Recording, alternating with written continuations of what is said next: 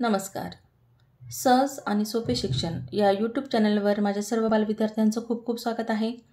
आज आपल्याला सायन्स यातील चॅप्टर नंबर 10 डिझास्टर मॅनेजमेंट याचा पार्ट 1 बघायचा आहे. डिझास्टर याचा मीनिंग आपत्ती, मॅनेजमेंट म्हणजेच व्यवस्थापन. Observe and discuss.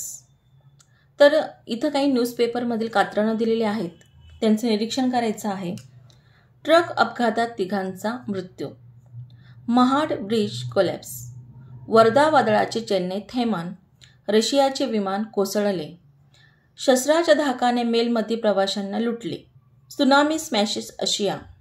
मग या पद्धतीचे काही मॅनमेड डिझास्टर तसेच काही नॅचरल डिझास्टर या ठिकाणी आपल्याला बघायला मिळत आहेत. तर ही कात्रणे कशा विषय आहेत तर various news items about disasters. Can you tell, is it possible to prevent the loss of life cause by lightning. याचा अर्थ आहे की वीज पडून होणारी जीवितहानी टाळता येते का?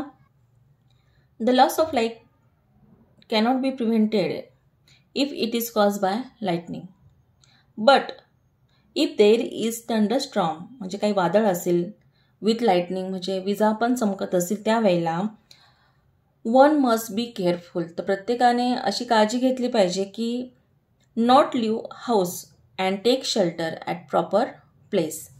त्यावेळेला एक तर घराच्या बाहेर पडायचं नाही आणि जर घराच्या बाहेर असाल तर त्यावेळेला योग्य त्या ठिकाणी आपण शेल्टर घेतलं पाहिजे. Second, what should be done to prevent the bunds on a farm from getting wash away in the rainy season. मग पावसाळ्यात शेताचे बांध वाहून जाऊ नये म्हणून आपण काय काळजी घेतली पाहिजे? The bunds are maintained and repaired before the rainy season.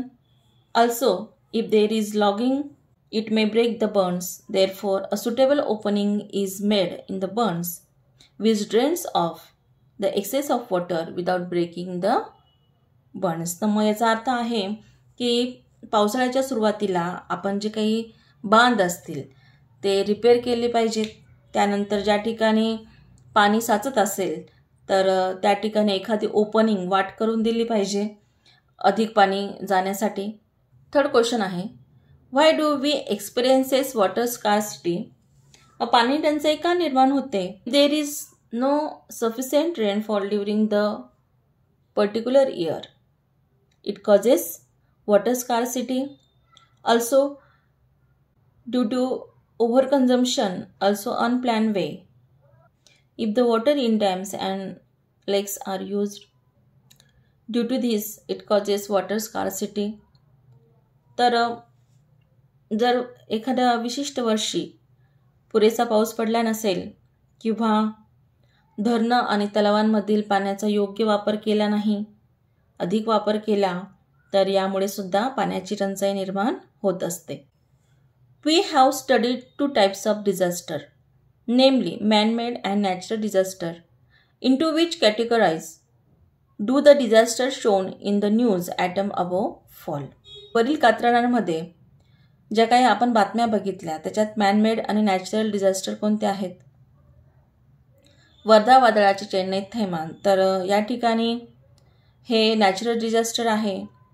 तसंच रशियाचे विमान कोसळले. शस्त्राच्या धाकाने मेलमध्ये प्रवाशांना लुटले. Mahad bridge collapse. तर हे मॅनमेड डिझास्टर आहेत. तसेच आता महाड ब्रिज कोलॅप्स या ठिकाणी आपण याला नॅचरल आणि मॅनमेड दोघंही कारणं देऊ शकतो. कारण नॅचरल डिझास्टरमुळेच तिथं महापूर आल्यामुळे तो ब्रिज त्या ठिकाणी कोलॅप्स झालेला आहे आणि पुन्हा ब्रिज जुना झालेला असेल किंवा त्याची जर व्यवस्थापन व्यवस्थित झालेलं नसेल त्यामुळे सुद्धा तो कोलॅप्स होतो. मग अशा ठिकाणी आपण दोघंही कारणं देऊ शकतो. डिझास्टर आपत्ती. We can prevent certain disaster while it is necessary to take precaution in the case of some other disaster. Natural and man-made disaster are related to each other. मग काही आपत्ती आपण टाळू शकतो. तर काही आपत्तींमध्ये आपण जर प्रिकॉशन म्हणजे दक्षता घेतली तर आपल्याला त्या आपत्ती टाळता येणं शक्य आहे. Natural and manmade disaster are related to each other. तर नैसर्गिक आणि मानवनिर्मित आपत्ती या एकमेकांशी संबंधित आहेत. Natural disasters such as famine, lightning strike, cloudburst, storm, etc. occur due to changes in the weather. मग हवामानातील बदलांमुळे दुष्काळ, लाइटनिंग स्ट्राईक म्हणजेच वीज पडणे, क्लाउडबर्स्ट ढगफुटी, स्टॉर्म्स वादळे यांसारखे नैसर्गिक घटना घडत असतात. There is a possibility of damage to property in such natural calamities. Who is to be held responsible for that? What can we do to deal with these losses? मग अशा नैसर्गिक आपत्तीत जीवित आणि वित्तहानी खूप होत असते. मग याला जबाबदार कोण? त्याच्यासाठी आपण काय करू शकतो? फॅमेन, दुष्काळ. The condition that arises due to long-term and severe scarcity of food grains and water is called famine. तर ही डेफिनेशन पाठ करा दुष्काळाची. तर प्रदीर्घ काळासाठी फूड ग्रेन्स म्हणजे अन्नधान्याची टंचाई, स्कार्सिटी म्हणजे तुटवडा किंवा टंचाई. मग यालाच काय म्हणायचं? तसंच पाण्याची देखील, तर यालाच दुष्काळ असं म्हणायचं आहे. Famine can be very severe although the main cause of famine is natural phenomena. तर दुष्काळाचं कारणही शक्यतो काही नॅचरल घटना असतात. एक famine condition is created by some human activities beside some natural events. मग काही मानवी कृतींमुळे तर काही नैसर्गिक कृतींमुळे दुष्काळाची परिस्थिती निर्माण होत असते. Think what would happen if no food were grown during one whole year. जर वर्षभर शेतात काहीच अन्न पिकले नाही तर काय होईल? If there is no food grown there will be hunger everywhere. जर धान्यच पिकले नाही तर सगळीकडे उपासमार होणार आहे. Living organism like animals and men will die due to lack of food. Causes of famine, दुष्काळाची कारणे. ड्रॉट म्हणजे अवर्षण, त्यालाच पाऊस अजिबात न पडणे असं म्हटलं जातं, कोरडा दुष्काळ. हेवी रेन्स, याला ओला दुष्काळ असं म्हटलं जातं की अतिवृष्टी, खूप पाऊस पडल्यामुळे. अँड फ्लड म्हणजे पूर. Crops getting wash away or damage in the flood. मग महापुरामुळे जे काही क्रॉप्स पिकं आहेत ते वाहून जातात. Environmental changes such as temperature change, storms, cold waves or fog, damage of crops by animals like mice and rats, attack of pest, locust or diseases of crops, or natural calamities like earthquake, etc. are some of the causes of famine. मग दुष्काळाची काही नैसर्गिक कारणे आहेत.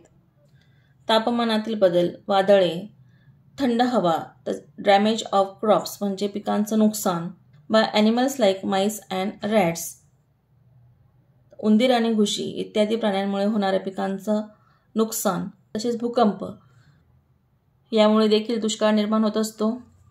Man-made causes of famine include war, internal unrest, absence of transport route, uncontrol population growth etcetera. मग दुष्काळाची काही मानवनिर्मित देखील कारणं आहेत.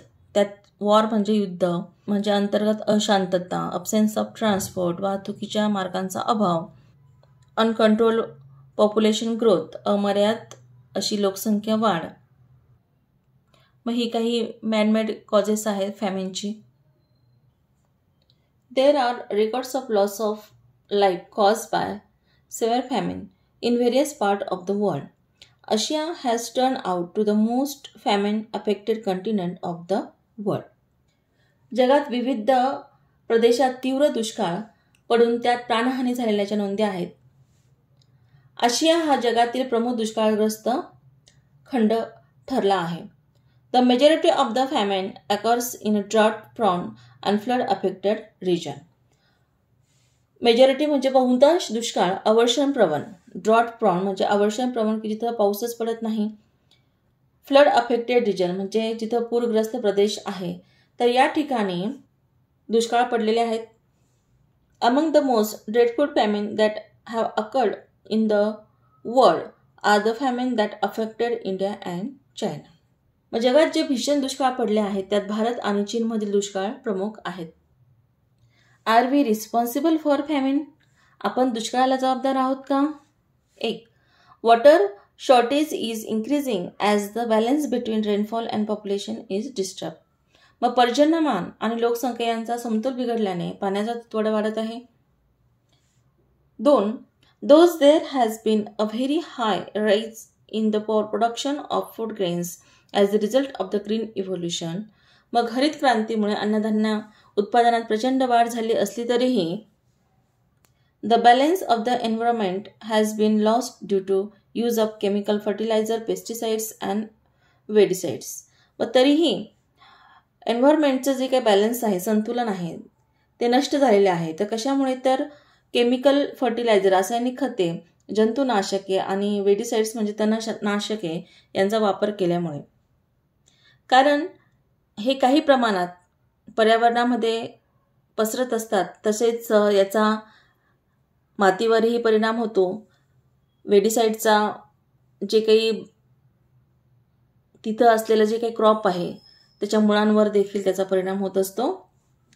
अनलिमिटेड लिफ्टिंग ऑफ वॉटर, अमर्याद पाणी उपसा, हे देखील एक कारण आहे. इरेजन ऑफ लँड म्हणजेच जमिनीची धूप होणे, हे सुद्धा दुष्काळाचे एक कारण आहे. मिसयूज ऑफ वॉटर म्हणजेच पाण्याचा गैरवापर करणे. In the past famine are not a new phenomenon. दुष्काळ काही आज पडत नाही. The problem of drinking water, food and fodder for animal date back to historic times. पिण्याच्या पाण्याचे, अन्नाचे तसेच जनावरांच्या चाऱ्याचे प्रश्न इतिहासातही होते. Chhatrapati Shivaji Maharaj and Chhatrapati Shahu Maharaj implemented many schemes to overcome the famine of the time. Chhatrapati Shivaji Maharaj व छत्रपती शाहू महाराजांनी त्यांच्या काळात दुष्काळावर मात करण्यासाठी अनेक योजना राबवल्या होत्या. Their water supply and water storage schemes are ideal even today's circumstances. व त्यातील पाणी पुरवठा व पाणी साठ्याच्या योजना आजच्या परिस्थितीत आदर्श आहेत. You too can make schemes like these to face future crises and disaster, which will be of use not only in your one life in a future, but also for the society at large. मग येणाऱ्या संकटांना व आपत्तींना तोंड देण्यासाठी तुम्ही अशा योजना करू शकतात की ज्या तुमच्या जीवनासाठी नाही तर समाजासाठी उपयुक्त ठरतील. Malik Ambar implemented a canal system for drinking water in Aurangabad. Malik अंबरने औरंगाबादमध्ये पिण्याच्या पाण्यासाठी नहर कालवा योजना राबवली. It exist even today. ती आजही अस्तित्वात आहे. Collect more information about it. व याविषयी अधिक माहिती मिळवा. शेजारील चित्रामध्ये तुम्हाला तो कालवा दिसत आहे. तसेच या आधीच्या चित्रामध्ये शिवाजी महाराज आणि छत्रपती शिवाजी महाराजांनी ज्या काही पाणी पुरवठा आणि पाणी साठ्याच्या योजना राबविल्या त्यांची देखील चित्र आपल्याला बघायला मिळत आहेत. What can we do to ease the severity of famine. दुष्काळाची तीव्रता कमी करण्यासाठी आपण काय करू शकतो? 1. Plan use of water and reuse of water. मग पाण्याचा नियोजनपूर्वक वापर करणे तसेच पुनर्वापर करणे. 2. Proper planning of water conservation and harvesting of the local level. स्थानिक पातळीवर जलसंधारणाचे योग्य नियोजन करणे. 3. Large scale plantation of trees and prevention of deforestation. मोठ्या प्रमाणात वृक्ष लागवड करणे तसेच वृक्षतोड थांबवणे. 4. Making appropriate changes in plans taking into account weather forecast. मग हवामानातील बदलांचा अंदाज घेऊन नियोजनात बदल करणे. शेतकऱ्यांनी ही बाब नेहमी लक्षात घेतली पाहिजे. त्यानुसारच पिकाची लागवड करायची की नाही हे त्यांनी ठरवावं. Large scale tree plantation, no famine, no land erosion. नको दुष्काळ, नको जमिनीची धूप, झाडे लावा खूप खूप. Compose a variety of such slogans and use them during environment awareness rallies. मग अशी विविध घोषवाक्य तयार करून प्रभात फेरीत ही वापरली पाहिजे. झाडे लावा, झाडे जगवा, पाणी अडवा, पाणी जिरवा यांसारखी जी काही स्लोगन्स घोषवाक्य असतील यांचा वापर प्रभात फेरींमध्ये किंवा वृक्षदिंडींमध्ये केला पाहिजे.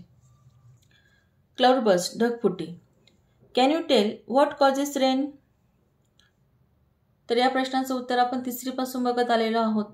समुद्राच्या पाण्याची तसेच नदी, तलाव याच्या पाण्याची सूर्याच्या उष्णतेमुळे वाफ होत असते आणि ही वाफ वर जाते. वर गेल्यानंतर तिचं ढगात रूपांतर होतं. हे ढग अजून वर गेल्यानंतर त्यांना तिथे थंडावा मिळतो आणि ह्या वाफेच्या कणांचं रूपांतर थेंबात होतं. हे थेंब जड झाल्यामुळे पृथ्वीच्या गुरुत्वाकर्षण बलामुळे ते जमिनीकडे ओढले जातात आणि पावसाच्या सरीच्या रूपात हे थेंब पृथ्वीवर येतात, यालाच आपण पाऊस असं म्हणतो. आणि ही वॉटर सायकल ही कंटिन्यू होत असते. Sometimes the water coming down from the rain clouds does not reach the land in the form of rain. Instead, due to very high temperature near the land, it vaporize and goes back into the same clouds. मग काही वेळेला पाऊस देण्या ढगातून खाली आलेले पाणी पावसाच्या स्वरूपात जमिनीवर न पडता जमिनीकडील उष्ण तापमानामुळे त्याची परत वाफ होऊन ती त्या ढगातच सामावली जाते. मग हा ढग आहे समजा, याच्या खाली ही जमीन आहे, या ठिकाणी खूप उष्णता आहे. मग या उष्णतेमुळे काय होतं की याचे जे काही याच्यातील जड झालेले थेंब हे खाली येण्याचा प्रयत्न करत आहेत, पण खालच्या उष्णतेमुळे पुन्हा त्याची वाफ होते, ती या ढगातच पुन्हा सामावली जाते. पुन्हा ते पावसाच्या स्वरूपात खाली येतात. पुन्हा उष्णतेमुळे त्याची वाफ होते त्या पाण्याच्या थेंबांची जमिनीवर न पोचता आणि त्या ढगात पुन्हा पोचतात. आणि एक वेळ अशी येते की त्यांचं वजन इतकं वाढतं, त्या ढगाची पाणी सामावण्याची शक्ती ही संपते आणि एकदम जसं आपल्या अंगावर कोणी बादलीभर पाणी ओतून दिले या पद्धतीची फिलिंग त्यावेळेला होत असते. आणि हा ढग त्या ठिकाणी ब्रस्ट होतो, कोसळतो आणि खूप जीवित आणि वित्तहानी होत असते. शेजारील तुम्हाला चित्रामध्ये हे दिसणारच आहे कशा पद्धतीने क्लाउड ब्रस्ट होतो आणि त्याखाली असलेल्या शहरांचं कसं नुकसान होत असतं. As a result, the amount of vapor in those clouds become very high. Due to rapid condensation, it rains suddenly over a specific and small region at the rate of 100 mm per hour or more. This is known as cloud burst. Cloud ब्रस्टची ही definition लक्षात घ्यायची आहे. मग परिणामी त्या ढगात वाफेचा अधिक साठा होतो. शीघ्र संघनन क्रियेमुळे म्हणजेच कंडेन्सेशन अचानकपणे एखाद्या विशिष्ट व लहान अशा भूभागावर सुमारे 100 मिलीमीटर प्रति तास इतका पाऊस त्या ठिकाणी पडतो किंवा त्यापेक्षा अधिक प्रमाणात पाऊस पडतो. यालाच ढगफुटी असं म्हटलं जातं. डू यू नो, माहीत आहे का तुम्हाला, a cloud burst occur at Leh Ladakh on 6 August 2010. The cloud burst that occurred in Mumbai on 26 August 2005 was extraordinary and unforgettable. 6 August 2010 रोजी अशी ढगफुटी लडाखमधील लेह येथे झाली होती. तसे 26 जुलै 2005 रोजी मुंबईमध्ये झालेली ढगफुटीची घटना ही सर्वांच्या लक्षात राहील अशी विलक्षण होती. On that day, it rained about 950 millimeter, that is 37 inches in 8 to 10 hours, and the entire city of Mumbai was waterlogged and flooded. त्या दिवशी 8 ते 10 तासांमध्ये सुमारे 950 मिलीमीटर म्हणजेच 37 इंच इतका पाऊस पडला होता आणि संपूर्ण मुंबई जलमय झाली होती. Your brain power. Why shouldn't we wait at the foothill while it is raining heavily? मग खूप जोराचा पाऊस पडताना डोंगराच्या पायथ्याशी का थांबू नये? ड्युरिंग क्लाउड ब्रस्टिंग, म्हणजे ज्यावेळेला ढगफुटी होत असेल, severe rainfall or flood, there is possibility of landslides. अतिपावसामुळे आणि महापुरामुळे लँडस्लाइड्स म्हणजे जमीन खचण्याची शक्यता असते. The houses located at the hill may come down due to such changes. आणि या बदलांमुळे डोंगरांवर जे काही घरं असतील ते सुद्धा खाली सरकण्याची शक्यता असते. The excessive rainfall can create strong water current which flow down from the height to the lower areas. Therefore, to save our lives, we should not wait at the foothill. मग आपले प्राण वाचवण्यासाठी आपण डोंगराच्या पायथ्याशी थांबू नये. चित्रामध्ये तुम्हाला ही घटना दिसत आहे कशा पद्धतीने डोंगर कोसळतो. महाराष्ट्रातील मागील 2 वर्षापूर्वी झालेली माळेन येथील दुर्घटना देखील याचंच एक उदाहरण आहे. पूर्ण गावच्या गाव हे एका डोंगराच्या मातीमध्ये गाडलं गेलं होतं. तर आज आपण फेमेन क्लाउड ब्रस्ट याविषयी माहिती घेतली.